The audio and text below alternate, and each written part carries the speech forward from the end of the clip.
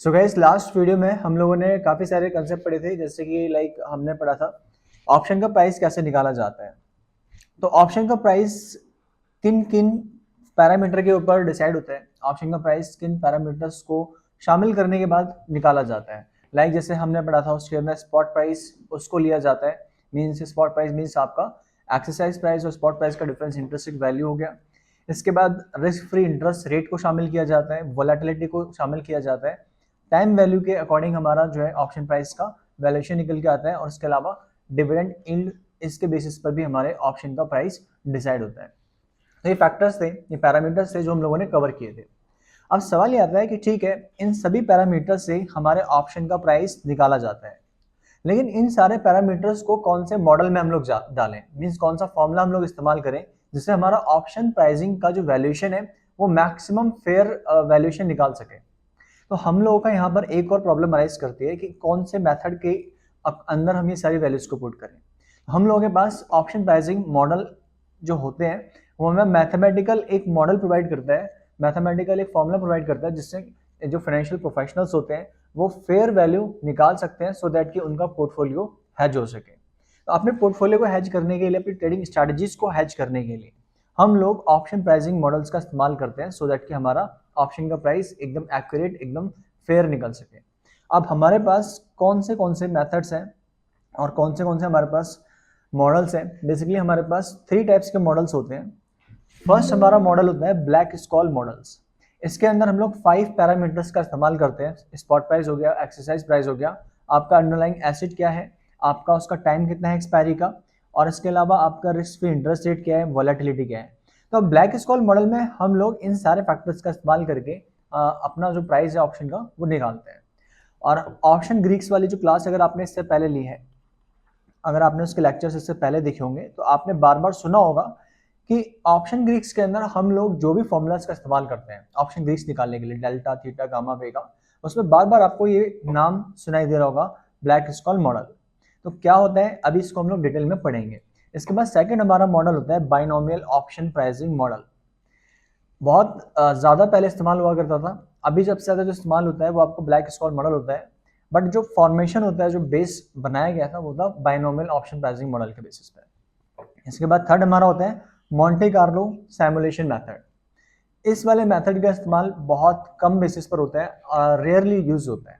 हमारा सबसे ज़्यादा जो नंबर 1 पे इस्तेमाल होगा वो होता है ब्लैक स्कॉल मॉडल। हम लोग सबसे पहले बात करेंगे बाइनोमियल ऑप्शन प्राइसिंग मॉडल क्या होता है और उसके क्या फंडामेंटल्स है, किस तरह से उसकी कैलकुलेशन की जाती है, क्या थॉट प्रोसेस होता है, क्या मेथोडोलॉजी होती है। तो हम लोग स्टार्ट करेंगे। हमारा फर्स्ट जो मेथड है binomial option pricing model. Binomial option pricing model basically होता है क्या, ये आपके जो भी पॉसिबल इवेंट्स होते हैं, आपने पढ़ा होगा, अगर मैथमेटिक्स का आपके पास सब्जेक्ट अगर 11th-12th में होगा या फिर 10th में भी थोड़ा बहुत इसका जिक्र आता है। सबसे ज़्यादा इस्तेमाल हम लोगों ने जो किया था 11th-12th के मैथमेटिक्स में किया था, जब हम लोग प्रोबेबिलिटी वाले चैप्टर्स को पढ़ा करते थे, तो वहाँ पर जितने पॉसिबल इवेंट्स होते थे, फॉर एग्जाम्पल के लिए हम एक इवेंट चेक करने वाले हैं, हम एक कॉइन को टॉस करते हैं। कॉइन को टॉस करने की क्या प्रोबेबिलिटीज हो सकती है, हेड आ सकता है, टेल आ सकता है। सेकंड टाइम अगर हम लोग फिर से कॉइन को टॉस करते हैं तो उसके बाद क्या प्रोबेबिलिटी हो सकती है, हेड आ सकता है, टेल आ सकता है। सेकंड टाइम अगर फर्स्ट टाइम में टेल आया है तो सेकंड टाइम में क्या आ सकता है, हेड आ सकता है, टेल आ सकता है। इसी तरह से सो ऑन। बाइनोमियल ट्री हम लोगों को ऑल पॉसिबल इवेंट्स बताता है हर एक टाइम पीरियड के बाद, मतलब नंबर ऑफ रिपीटेशन के बाद और नंबर ऑफ टाइम के बाद। तो यह जो बाइनोमियल मेथड है इसके अंदर हम लोग प्राइसिंग डिसाइड करेंगे अपने ऑप्शंस का और इस्तेमाल करेंगे बाइनोमियल ट्री का, मींस मैक्सिमम कितने पॉसिबल इवेंट्स हो सकते हैं, कितने मैक्सिमम हमारे पास पाथवेज है, एक ऑप्शन प्राइस कितने डायरेक्शन में मूव कर सकता है। तो उसके जितने भी पॉसिबल प्राइसेस है उसको हम डायग्रामेटिकली क्या करेंगे, प्रेजेंट करेंगे। कैसे करेंगे, कैसे ये काम करेगा, तो देखो हमारे पास एक एग्जांपल है। सपोज एक स्टॉक है, एक स्टॉक है जिसका प्राइस सपोज 30 रुपीज चल रहा है। तो स्टॉक जो 30 रुपीज का प्राइस है, करंट वैल्यूएशन से स्टॉक का प्रेडिक्शन क्या हो सकती है, या तो स्टॉक ऊपर जा सकता है या नीचे आ सकता है। अगर स्टॉक ऊपर जाता है तो उसका प्राइस कितना, 10% से ऊपर जा सकता है, या फिर उसका प्राइस 20% से ऊपर जा सकता है। मीन्स हम लोग प्रोबेबिलिटीज वहां पर निकाल रहे हैं। अगर प्राइस डाउन जाता है तो कितना डाउन जा सकता है, 10% डाउन जा सकता है या फिर 20% डाउन जा सकता है। मैक्सिमम कितने पॉसिबल वे हो सकते हैं जिस पर हमारा ऑप्शन का प्राइस रिएक्ट कर सकता है।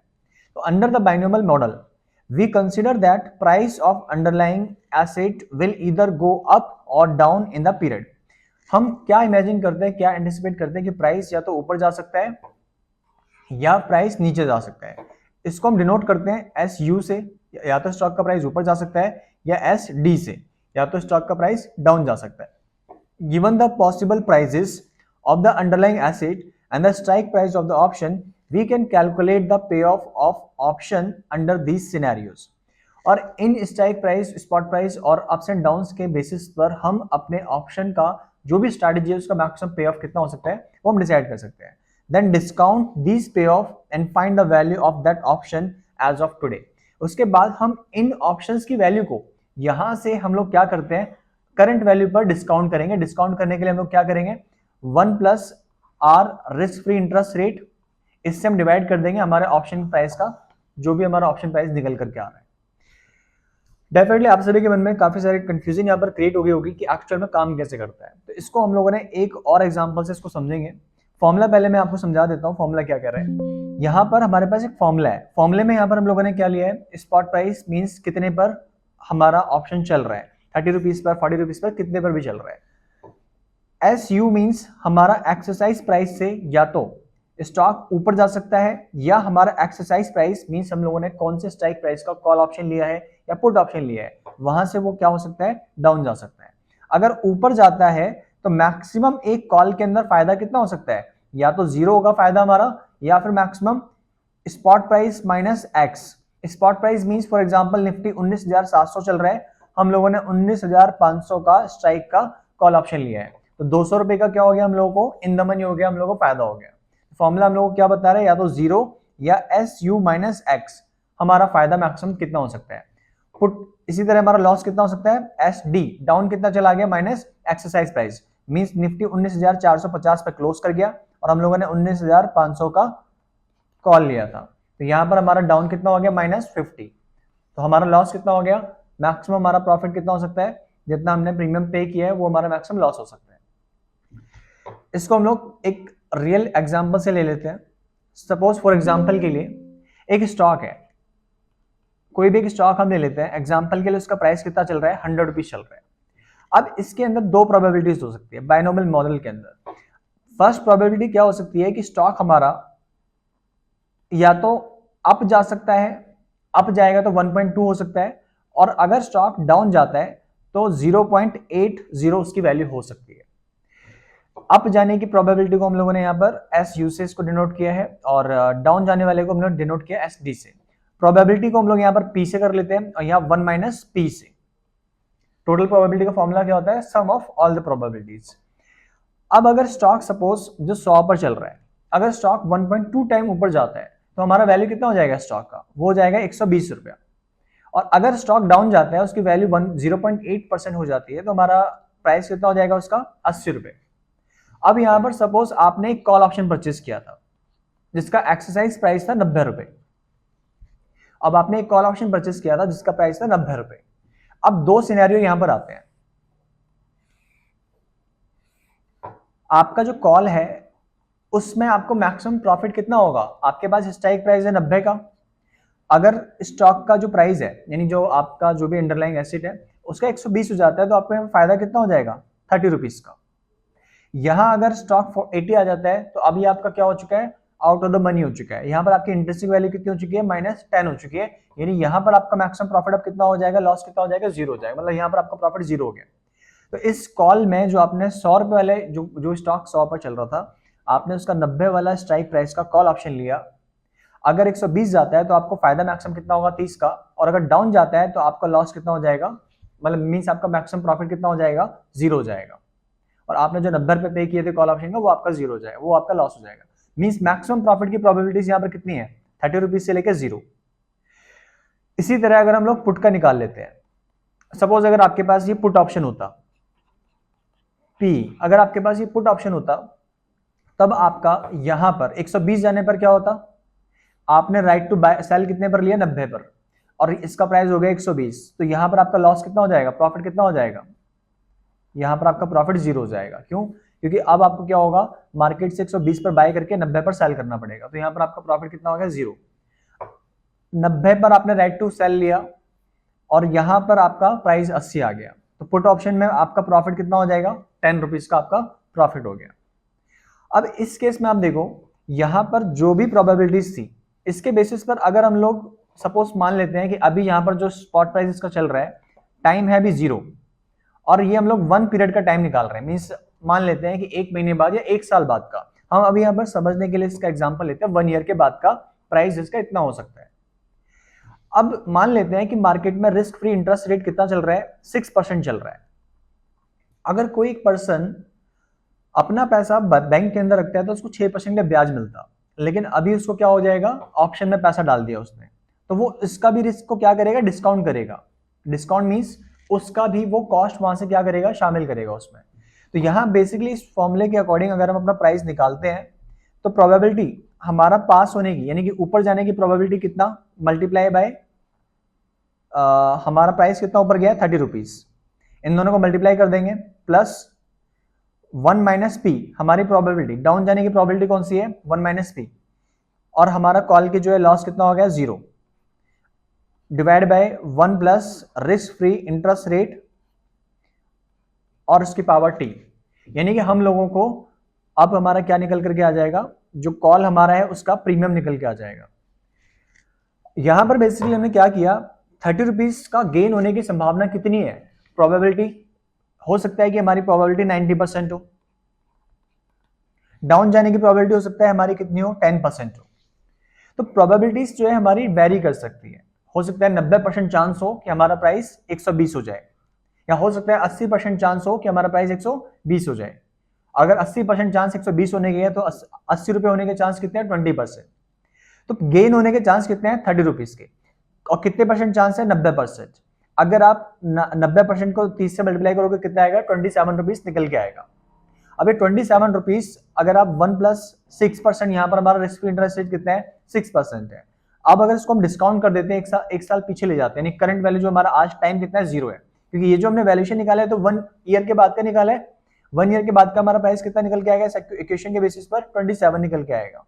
अब उस 27 रुपए को हम एक साल पीछे लेके जाएंगे तो हम 6% के इंटरेस्ट से उसको डिस्काउंट कर देंगे। ये डिस्काउंट का फॉर्मूला है नीचे वाला, 1 प्लस रिस्क फ्री रेट और ब्रैकेट के अंदर ये टाइम है, तो हम पीछे लेके जाएंगे। सपोज अगर आप 27 रुपए को 1.06% से डिस्काउंट करके पीछे लेके जाओगे तो सपोज का प्राइस निकल करके आ गया कितना, 24 रुपए।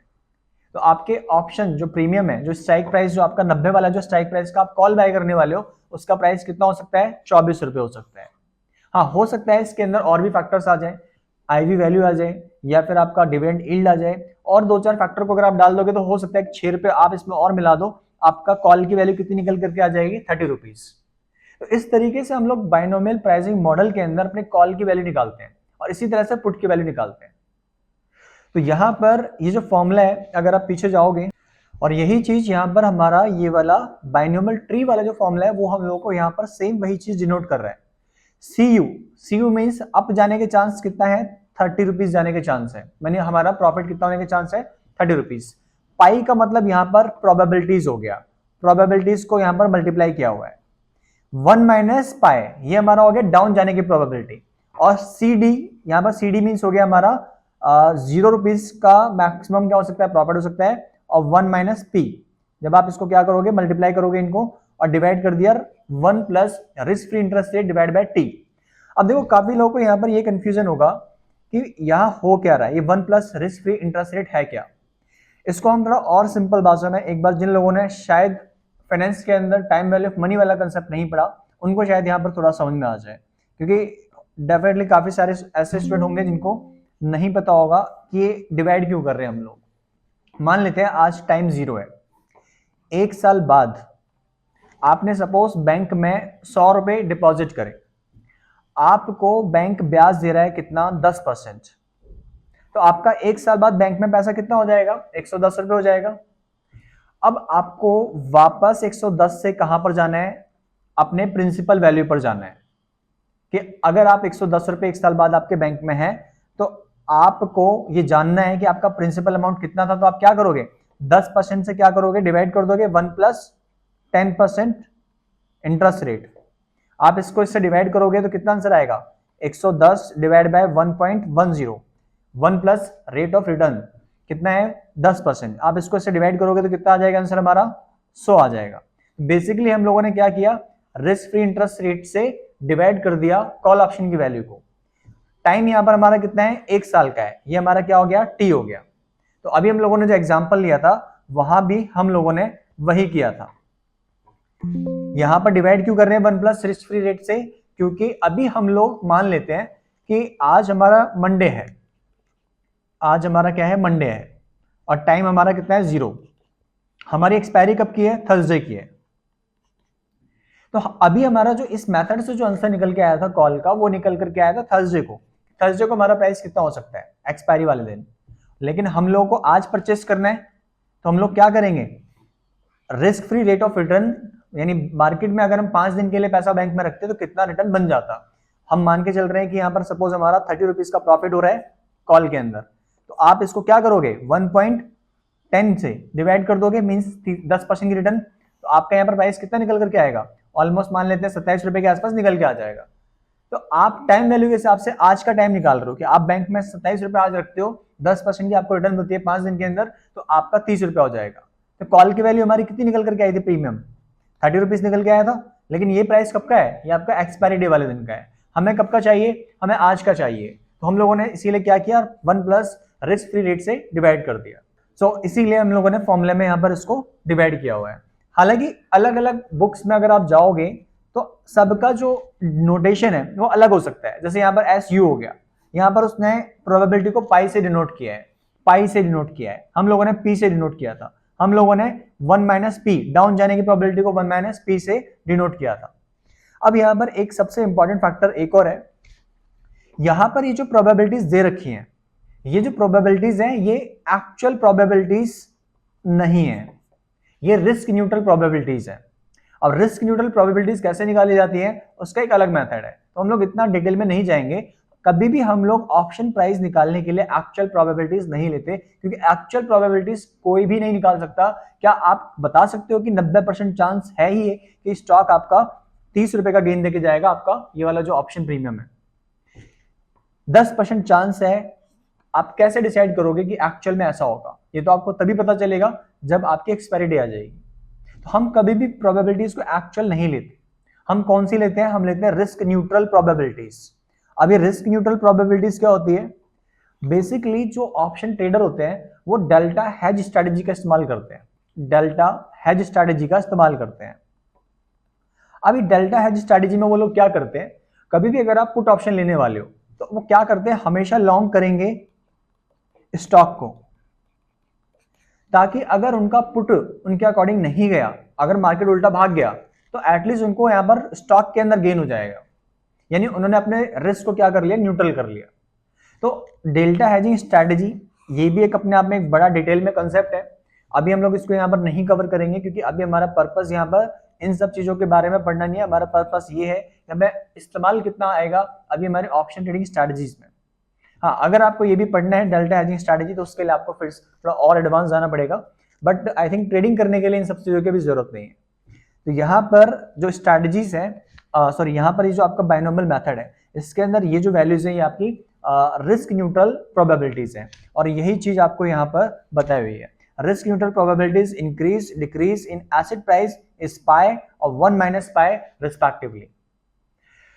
Assume that stock is price $30, यहाँ पर एक स्टॉक का प्राइस $30 है, U इसका 1.33 है, D इसका 0.75 है, मींस अप कितना जा सकता है, डाउन कितना जा सकता है, यानी कि आप $30 को मल्टीप्लाई कर दो 1.33 से, और डाउन कितना जा सकता है 0.75, उसकी वैल्यू हो सकती है।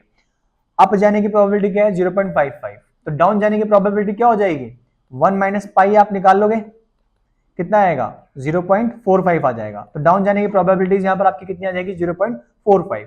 रिस्क फ्री इंटरेस्ट रेट कितना है 7%।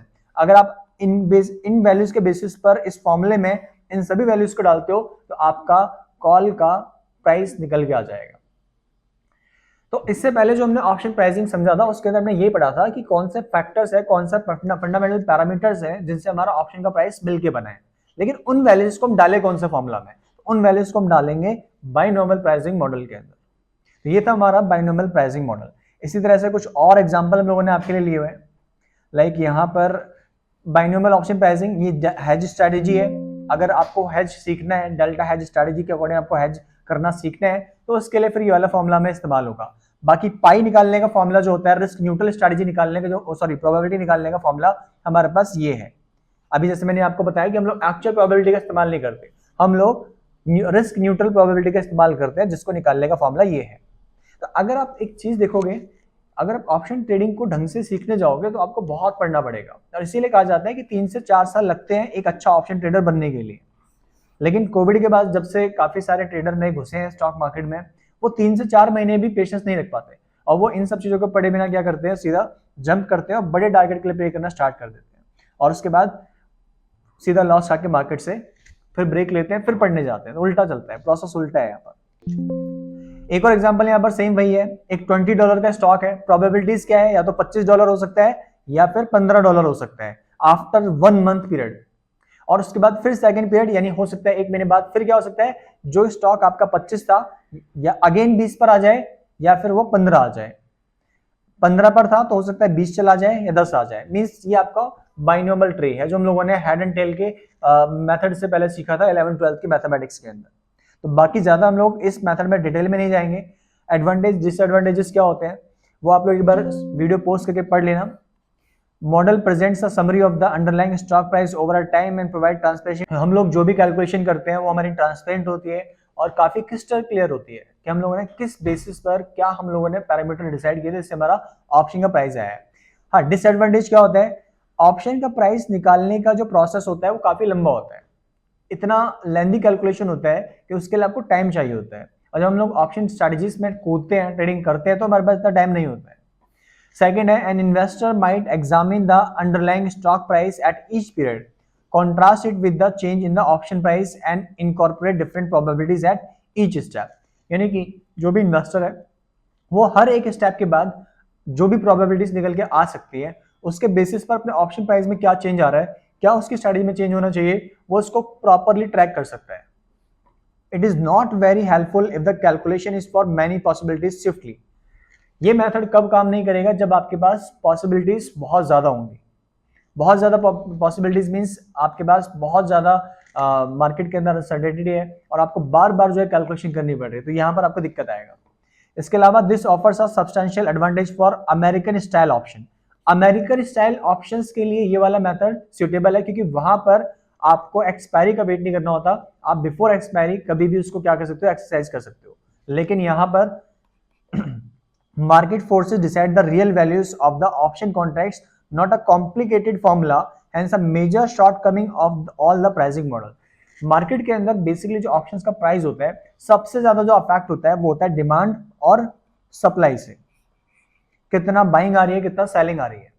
ये मेथड सारे फेल हो जाते हैं जब डिमांड एंड सप्लाई के अंदर ड्रास्टिक चेंज आते हैं, ये मेथड सारे फेल हो जाते हैं।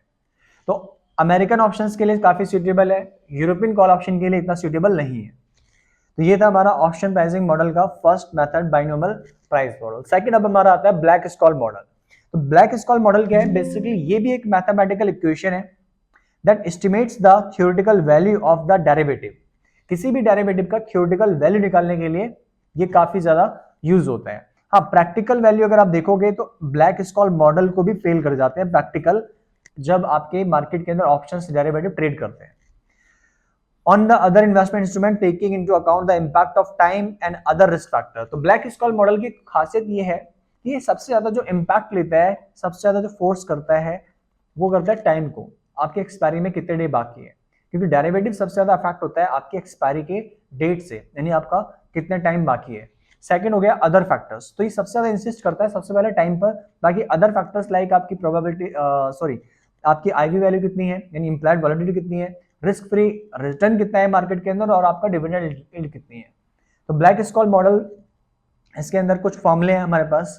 लाइक फर्स्ट फॉर्मूला अगर आप आते हो तो ये आपके लिए फॉर्मूला है जो हम लोगों ने ऑप्शन ग्रीक्स में भी हर थीटा गामा वेगा सब ऑप्शन ग्रीक के देखे थे। अब ये फॉर्मूला क्या कह रहा है, देखो D1 वैल्यू निकालने का फॉर्मूला ये है, log normal spot price divide by exercise price. यहां भी रिस्क फ्री रेट आएगा आपका, और फिर ये आपका वोलेटिलिटी आ गया, मींस आपका स्टैंडर्ड डेविएशन आ गया, एंड इसके बाद आपका टाइम आ गया। उसके बाद स्टैंडर्ड डेविएशन को मल्टीप्लाई करेंगे √10 से तो हमारा D1 निकल के आएगा, और D2 के अंदर हम लोग D1 की वैल्यू को डालेंगे तो हमारा D2 निकल के आ जाएगा, और इन दोनों वैल्यूज को जब हम लोग यहाँ पर पुटअप करेंगे तो हमारा क्या निकल करके आएगा, कॉल का प्राइस निकल के आएगा। तो कॉल ऑप्शन प्राइस यहाँ पर इसको हमने CST से डिनोट किया हुआ है। प्रैक्टिकली अगर इसका हम कैलकुलेशन करने जाते हैं तो बहुत टिपिकल कैलकुलेशन हो जाती है, और इसकी भी कैलकुलेशन लाइव मार्केट के अंदर पॉसिबल नहीं है, तो हम लोग क्या करते हैं सीधा सॉफ्टवेयर बेसिस पर ही हम लोग उसका प्राइस देखते हैं। एक फॉर्मूला ये भी है आपके पास, इसके बेसिस पर भी हम लोग क्या कर सकते हैं, ऑप्शंस का प्राइस निकाल सकते हैं। यहाँ पर D1 निकालने का फॉर्मूला थोड़ा सा अलग हो जाता है, एंड इसके फिर नोटेशन क्या है, यहाँ पर सारी नोटेशन दी है। T-T refers to the maturity period, कितने दिन आपके बाकी है, और S आपका स्पॉट प्राइस हो गया, K डिनोट करता है आपका स्ट्राइक प्राइस, यानी सेम वही सारी चीजें जो भी हम लोगों ने ऑप्शन गेट्स के अंदर देखी थी। तो ब्लैक स्कॉल मॉडल का जो फॉर्मूला है थोड़ा सा टिपिकल है, उसको यूज करना और अप्लाई करना वो थोड़ा सा हार्ड हो जाता है। तो यहाँ पर हम लोग इसके प्रैक्टिकली कोई न्यूमेरिकल सॉल्व नहीं करेंगे, क्योंकि हमारा कोई एग्जाम जो है इसके बेसिस पर इसका कोई क्वेश्चन सॉल्व करने के लिए नहीं आता है। इवन हमारे NISM के जो एग्जाम है उसके अंदर भी हमारे इस तरह से उसके बेसिस पर ऐसा नहीं कि आपको फॉर्मूला दे दिया कि आपको ये वैल्यूज है, इसके बेसिस पर आप निकालो ब्लैक स्कॉल मॉडल का इस्तेमाल करके कॉल की वैल्यू क्या होगी और पुट की वैल्यू क्या होगी। तो ये सब हम लोगों का काम नहीं आएगा। यहाँ हमारा पर्पस सिर्फ ये था समझने का कि बाइनोमियल मेथड से हम लोग कैसे कॉल की वैल्यू निकालते हैं। ब्लैक स्कॉल मॉडल से तो हम लोग जनरली अपने ऑप्शंस को ट्रेड करते हुए देखते हैं। इसके अलावा जम्पशंस क्या लगाया जाता है ब्लैक स्कॉल मॉडल में? Black Scholes theory assumes that option price exhibits Brownian motion. Brownian motions का बेसिकली मतलब ही होता है random fluctuation. Random fluctuation means हमारे पास पैटर्न डिसाइड नहीं है कि एकदम से हमारा प्राइस ऊपर जा रहा है तो ऊपर ही जाता रहेगा, कई बार नीचे ऊपर नीचे मींस उसका जो फ्लक्चुएशन है वो रैंडमली किसी भी डायरेक्शन में जा सकता है हमारा ऑप्शन का प्राइस। यहां पर एक पैटर्न डिसाइड नहीं है।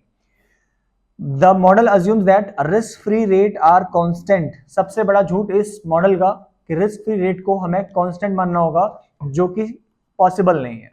रिस्क फ्री रेट एक शॉर्ट पीरियड के लिए क्या होता है, कांस्टेंट होता है, बट लॉन्ग पीरियड के लिए कांस्टेंट नहीं होता। In reality they are dynamic. Reality में क्या होता है, रिस्क फ्री रेट हमेशा चेंज करता है, हम लोगों को दिखता नहीं है। जो रेट ऑफ रिटर्न है, जो रिस्क फ्री रेट है, वो कॉन्स्टेंटली चेंज करता है, हम लोगों को दिखता नहीं है। क्यों? क्योंकि अगर सपोज मान लेते हैं अभी सितंबर चल रहा है और सितंबर में रेपो रेट 5.40% है। अभी मान लेते हैं कि दिसंबर आ गया, दिसंबर में इसका रेट जो है 6% कर दिया, 6.00। तो ये जो 1.60% बढ़ा है, ये ऐसा नहीं कि एक दिन में बढ़ गया, ये पिछले 2-3 महीने हर दिन बढ़ा है, लेकिन हमको दिखाई नहीं दिया। तो ये कॉन्टिन्यूसली चेंज किया बट हमको दिखता नहीं है, ये इनविजिबल होता है। थर्ड हमारा है the theory assumes stock return resemble a log normal distribution.